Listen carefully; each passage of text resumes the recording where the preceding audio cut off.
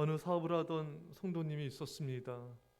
사업도 잘 되고 돈도 잘 벌고 또 친구들에게 돈도 잘 쓰자 주변에 친구들이 넘쳐났습니다.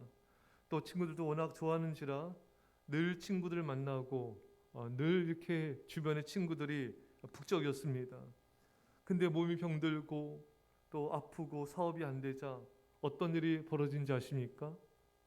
예상이 오시죠? 어떤 일이 벌어졌습니까? 주변의 친구들이 다 떠났습니다. 그 많던 친구들이 다 사라지더라고요. 놀라울 정도로 사라지고 연락도 없어지더랍니다. 오늘 말씀과 똑같습니다. 가난한 자는 형제들에게도 미움을 받거든 하물며 친구야 그를 멀리하지 아니하겠느냐.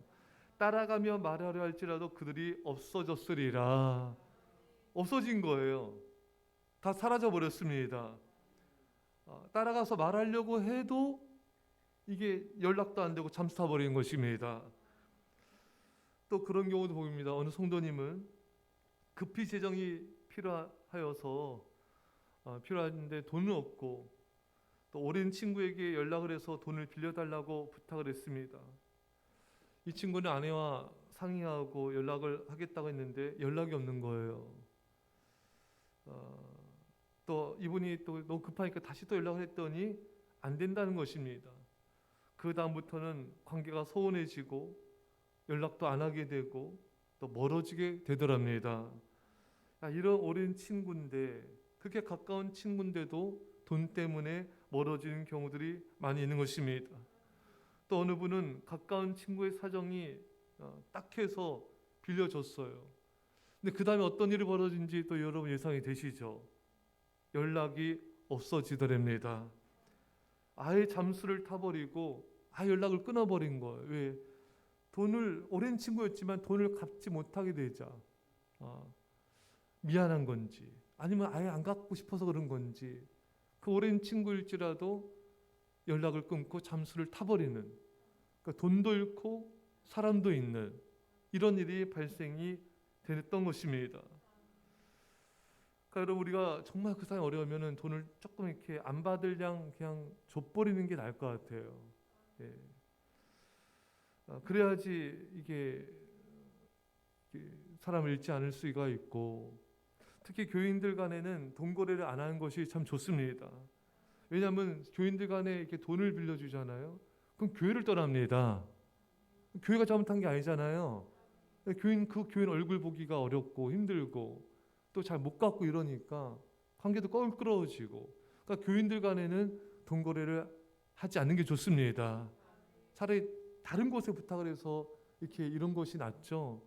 교회를 떠나버리는 일이 발생되기 때문에 돈 거래 안 하는 게 좋습니다.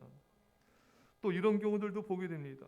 어느 분은 또 친구에게 연락을 해서 이제 어려우니까 돈으로 도움을 받았어요. 이 친구가 좀 도와주더랍니다. 그런데 그 후에 연락하니까 전화를 안 받더래요. 왜? 또 도와달라는 줄 알고. 예, 그게 아닌데도 잠수를 타버리더랍니다. 그게 아닌데도 참 오늘 이 말씀이 성경 말씀이 참 진리입니다. 오늘 성경 말씀이 가난하면 친구가 떠난다는 것이잖아요. 가난하면 가난한 친구도 멀리하게 되는 일들이 발생이 되는 것입니다. 또 잠언 19장 4절 말씀에 재물은 많은 친구를 더하게 하나 가난한즉 친구가 끊어지느니라. 여러분 가난하면 친구가 끊어지고요. 또 가난하면 오늘 말씀처럼 형제들도 미워합니다. 다시 한번 오늘 말씀을 경청하십시다. 가난한 자는 그 형제들에게도 미움을 받거든. 그러니까 형제들 간에 이제 돈을 이제 빌려줬습니다. 또 이제 사정상 또 갚는 게 늦어지기도 하고 못 갚기도 하지 않습니까? 그러면 이제 또 만나게 되면 명절 때나 또 이렇게 부모님 생신 때 만나게 되면은 또 재촉하게 돼요. 왜 돈 안 갚냐? 빨리 갚아라. 사정이 있다. 이렇게 서로 다투고 또 이렇게 미워하고 또 이렇게 분열하는 그런 모습들도 또 듣게 되는 것입니다. 그러니까 돈이 왜 이수죠, 여러분? 가난은 형제 간의 다툼과 미움을 가져오기도 하는 것입니다. 여러분 부부간에도 마찬가지입니다. 우리나라 IMF 때 그때 정말 부부간의 이혼을 많이 했다고 합니다. 이 재정 문제로 돈이 없으니까 부부간에도 막 다투는 거예요. 돈 갖고 와라. 왜 돈 없냐? 이거 쓰고 싶다. 뭐 이유야 많았겠죠. 어쨌든 이렇게 국가적인 경제가 오니까 가정에도 경제적 어려움이 생기고 이로 인해서 많은 부부들이 이혼을 하게 됐다는 것입니다. 여러분 정말 돈 앞에는 장사가 없습니다. 가난하면 형제도 미워하고 친구도 떠나고 이런 일이 발생을 하는 것입니다. 자, 그렇다면 우리가 알아야 될 진리가 있습니다. 잠언 18장 24절에 많은 친구를 얻는 자는 해를 당하게 되거니와 어떤 친구는 형제보다 친밀하니라. 할렐루야. 그러면 친구가 많다고 늘 꼭 좋은 거냐? 그렇지 않습니다. 많은 친구를 얻게 되면은 해를 당하게 된다는 것입니다. 그 많은 친구들 가운데는 우리에게 좋은 영향을 끼치기도 하지만 우리에게 해를 끼치고 우리 인생에 굉장히 고통을 주는 그런 친구들도 있기 때문에 오히려 많은 친구를 얻는 게 해를 받을 수도 있다. 하지만 어떤 친구는 가족보다 형제보다 친밀하니라. 그러니까 어떤 친구는 정말 가족보다 나아요. 여러분 그래서 우리는 소수의 친구라도 정말 진실하고 정말 믿음이 신실한 하나님을 사랑하는 그런 친구를 사귀는 것이 중요한 것입니다. 자, 그렇다면 우리가 어떻게 친구를 또 이렇게 사귀게 되는가? 아리스토텔레스는 BC 364년에 태어난 사람입니다. 그의 스승인 플라톤과 함께 2000년 서양 철학사에서 가장 중요한 역할을 하고 있는 자가 바로 아리스토텔레스입니다. 1998년 저명한 현대 철학자들이 뽑은 서양 철학사에 가장 큰 영향을 끼친 철학자 1위를 차지하기도 하였습니다.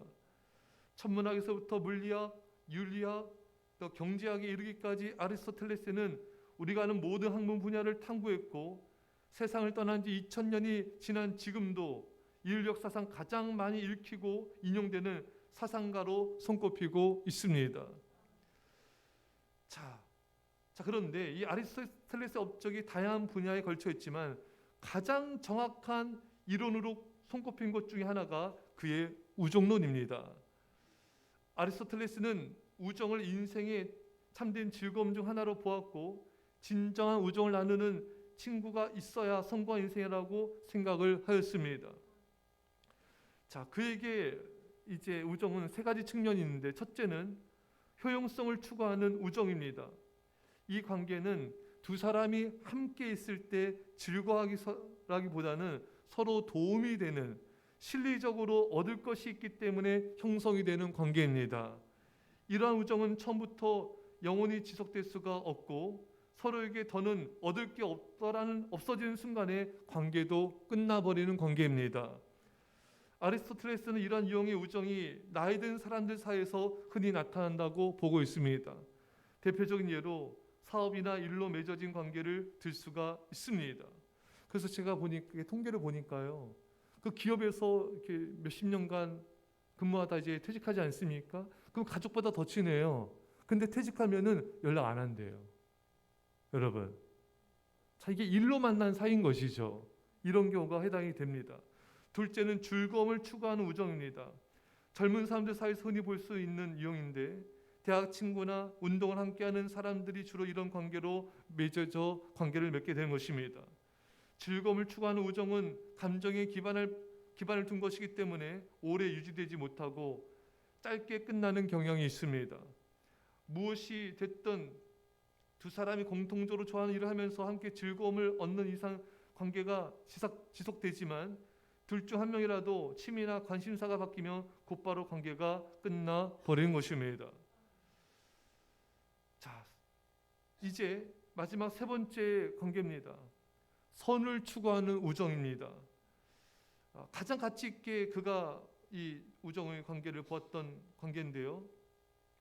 효용성이나 즐거움을 추구하는 우정과는 달리 선을 추구하는 우정은 상대방이 소중하게 여기는 가치에 대해 상호 존중에 바탕을 둔 관계입니다.